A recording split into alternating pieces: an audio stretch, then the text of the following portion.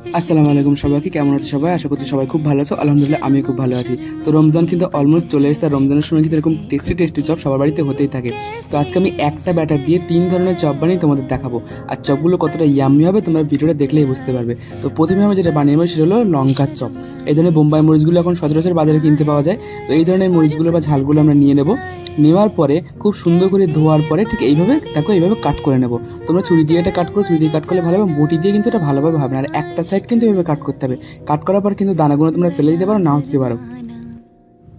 তারপরে এর থেকে বিচিগুলো তোমরা বললাম তো বার করে নিতে পারো, না নিতে পারো। আমি কিন্তু এটা রেখে দেবো, কারণ এই যে ঝাল ঝাল ভাবটা লাগে না, এই ঝাল ভাবটার জন্য কিন্তু এর টেস্টটা দ্বিগুণ বাড়িয়ে দেয়। তো ঠিক এইভাবে কিন্তু আমি আরেকটাও মানে চিড়ে নেবো। চিড়ে নেওয়ার পরে আমি এখানে পুরটা বানিয়ে নেবো। তো এখানে আমি 2টো আলু সিদ্ধ করে রেখেছিলাম। সিদ্ধ করে নিয়ে হালকা পরিমাণে বাটার দিলাম। বাটার দেওয়ার পর রসুন আর কাঁচা লঙ্কা দিলাম। বাটারে কিন্তু রসুন আর কাঁচা লঙ্কাটা দেওয়ার ফলে কিন্তু দারুণ একটা স্মেল আসে, দারুণ একটা ফ্লেভার আসে, একটা চাইনিজ ফ্লেভার আসে। ওই জন্য তোমরা কিন্তু সাদা তেল ইউজ করতে পারো, কোনো সমস্যা নেই। তারপরে আমি এখানে দিয়ে দেবো পেঁয়াজ কুচি। পেঁয়াজ কুচি দেওয়ার পরে পেঁয়াজ কুচিটা খুব ভালো করে মিক্স করে নেবো। তোমরা তোমাদের পছন্দ মতো সবজির পুর বানাতে পারো, কোনো সমস্যা নেই। তোমরা চিকেন দিতে পারো কিংবা ফিশ দিতে পারো, মাছ দিতে পারো, কোনো সমস্যা নেই। তারপরে আমি এখানে পুদিনা পাতা কুচি দিয়ে দেবো। আমার কাছে ধনে পাতাটা অ্যাভেলেবেল ছিল না বলে আমি পুদিনা পাতাটা দিলাম। তোমরা কিন্তু চাইলে ধনে পাতা পুদিনা পাতা দুটো অ্যাড করতে পারো। পুদিনা পাতা একটা আলাদাই ফ্লেভার এসেছিল, আলাদা টেস্ট এসেছিল। তারপর আমি এখানে আলু মাখাটা মানে আলু সিদ্ধ করে যে আলুটা মেখে রেখেছিলাম সেই আলু মাখাটা এর মধ্যে দিয়ে দেবো। আচ্ছা, এই আলু মাখাটা কিন্তু 2টো চপ হবে। একটা হলো তোমার ওই মানে ঝালের সাথে যে পুর বানিয়ে করবো ওটা, আর একটা হলো আলুর চপ। তারপরে আমি দিয়ে দিলাম সামান্য পরিমাণে গোলমরিচের গুঁড়ো। গোলমরিচের গুঁড়োটা একটু বেশি পড়ে গেছিলো আমার, কিন্তু টেস্টের কিন্তু কোনো পরিবর্তন নেই। তারপর দেবো সামান্য পরিমাণে লবণ দেওয়ার পর এটাকে খুব ভালো করে মিক্স করতে হবে। এই সময় কিন্তু গ্যাসের ফ্লেম একদম মিডিয়াম টু মিডিয়াম লোয়ে রাখতে হবে, নইলে কিন্তু এটা পুড়ে যাবে, স্মেলটা খুব খারাপ আসবে। আর খুব সাদা দেখাচ্ছিল বলে আমি সামান্য পরিমাণে এখানে দিয়ে দিলাম তোমার জিরে গুঁড়ো আর হলুদ গুঁড়ো দেওয়ার পরে খুব ভালো করে এটাকে মিক্স করে নিতে হবে। মিক্স করে নেওয়ার পরে দেখবে কালারটা কিন্তু অনেকটা চেঞ্জ হয়ে আসবে, সুন্দর একটা স্মেল আসবে। তারপরে দিয়ে দেবে ম্যাগি মশলা। আমার ম্যাগি মশলাটাও কিন্তু অনেকটা বেশি পড়ে গেছিলো, যেহেতু এক হাতে সব করছে, আমার কিন্তু হেল্প করার কেউ থাকে না। এক হাতে সব করতে আমাকে, একবার ভিডিও বানাতে হয়, একবার তোমার এদিকে খুন্তি নাড়তে হয়। তো আমাদের কিন্তু এখানে মানে পুরটা কিন্তু একদম রেডি। এবার কিন্তু আমি প্লেটে নামিয়ে নিয়ে এটাকে খুব ভালো করে ঠান্ডা করে নেবো। তো ঠান্ডা করে নেওয়ার পরে যখন এই আলুর পুরটা ঠান্ডা হয়ে যাবে তখন আমি বেশ কিছুটা পরিমাণে নিয়ে নেবো আলুর পুর নিয়ে কিন্তু এই যে লঙ্কা যে চিড়ে রেখেছিলাম এর মধ্যে খুব ভালোভাবে ভরে দেবো।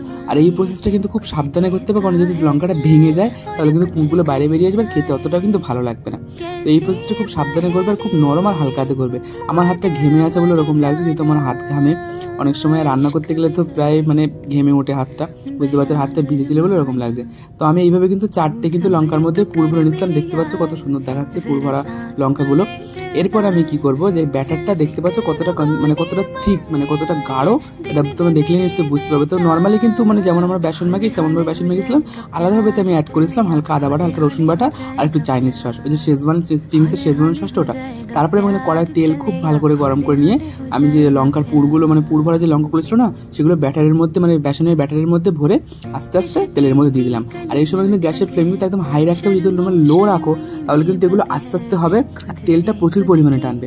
আর যেহেতু লঙ্কাগুলো মানে ক্যাপসিকামের মতো, বুঝতে পারছো, মানে একটুখানি আগুনের তাপ পেলেই কিন্তু মানে নরম হয়ে আসবে, মানে প্যাচপ্যাচে হয়ে আসবে। বেশিক্ষণ রাখলে কিন্তু এটা পুড়ে যাবে। আর ওই যে বললাম গ্যাসের ফ্লেমটা কিন্তু একদম হাই রাখতে হবে। দেখতে পাচ্ছ কত সুন্দর গোল্ডেন ব্রাউন একটা কালার চলে এসেছে। এই পর্যায়ে কিন্তু নামিয়ে নিতে হবে। তারপর আমি ডিমগুলো নর্মাল যেমন তোমরা ডিম ভাজো ঠিক ওইভাবে ডিম মানে পেঁয়াজ কুচি ভেজে স্লাইস করে কেটে একটা প্লেটের মধ্যে আমি সাজিয়ে নিলাম। নেওয়ার পরে যে বেসনের ব্যাটারটা ছিল, মানে যে ব্যাটারটা আমার বেঁচে গিয়েছিল, তার মধ্যে থেকে ডিমের এই মানে ভাজা ডিমগুলো বেসনের মধ্যে চুবিয়ে আস্তে করে তেলের মধ্যে ছেড়ে দেবো। এই প্রসেসটাও কিন্তু খুব সাবধানে করতে হবে। তেলের মধ্যে কিন্তু হাতটা খুব সাবধানে দিয়ে, অনেকে কিন্তু হাত পুড়ে যায়, আমার কিন্তু প্রচুর হাত পুড়ে গেছে। এই ডিমের চপটা কিন্তু আমার চ্যানেলে কিন্তু আছে, তোমরা চাইলে আমার চ্যানেলে গিয়ে দেখে নিতে পারো, কিংবা যদি আমার যদি মনে থাকে, মানে এডিট করার সময় যদি মনে থাকে তাহলে আমি লিঙ্কটা দিয়ে রাখবো। তো দেখতে পাচ্ছ কত সুন্দর ডিমের চপ আছে। আমার বাড়িতে কিন্তু আমার হাতের ডিমের চপ খেতে কিন্তু সবাই খুব ভালোবাসে। আব্বু বলো, আম্মু বলো, আপা বলো, দুলাভাই, সবাই মানে আমার বাড়িতে কোনো গেস্ট আসলে বলে আমার হাতের ডিমের চপ খাবে। তো যে পুরগুলো বেঁচে গিয়েছিল সেগুলো দিয়ে আমি কি করলাম, আলুর চপ বানাবো। তো এক হাত দিয়ে তো আলুর চপ যে শেপটা দিতে যাচ্ছিলাম সেই শেপটা কিন্তু একদমই আসছিল না, যেহেতু আলুটা একটু গোটা করেছিল। তারপর আমি ভাবলাম যে না, এক হাত দিয়ে তো একদমই হচ্ছে না, এবার আমার 2 হাত লাগাতে হবে। হাতে সামান্য পরিমাণে তেল আমি লাগিয়ে নিয়েছিলাম। লাগিয়ে নেওয়ার পরে 2 হাত দিয়ে গোল করে হালকা করে চ্যাপটা করে দিতে হবে। অনেকে দেখেছি পেপারের মধ্যে করে, তো আমার কিন্তু পেপারের কোনো প্রয়োজন পড়ে, যেহেতু আমার হাতে তেল লাগানো ছিল। তো এরকম দেখো গোল গোল করে কিন্তু আমি সাইজ করে নিয়েছি। তো এরকম করে আমার মোট অলমোস্ট এরকম 8টা মতো হয়েছিল। আর 2টো লঙ্কা চপ কিন্তু আমি এখনও ভাজিনি, যেহেতু ওই 2টো আব্বুকে ভেজে দেবো, ইনস্ট্যান্ট গরম গরম দিয়ে দেবো ওই জন্য। তো দেখতে পাচ্ছ আলুর চপটা কীভাবে করছি, খুব প্রফেশনাল এটা আমি করছি।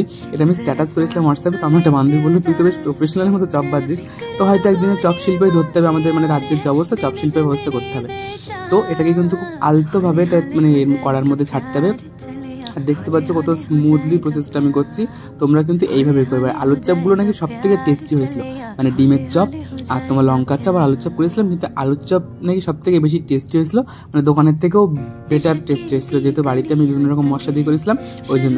আর আমি ছোটোখাটো জিনিস করতে গিয়ে কিন্তু প্রচুর রকম মশলা দিই। তো আমার কিন্তু চপ কিন্তু ওখানে একদম রেডি, আমার 3 ধরনের চপ। তো এটা আমি প্রথমে ক্লিপটা নিয়েছিলাম, তারপরে কিন্তু এই ক্লিপটা নিলাম। তো আজকে এই 3টে চপের রেসিপি তোমাদের কেমন লাগলো আমাকে কিন্তু কমেন্টে অবশ্যই জানিও। আর সবাই খুব ভালো থেকো।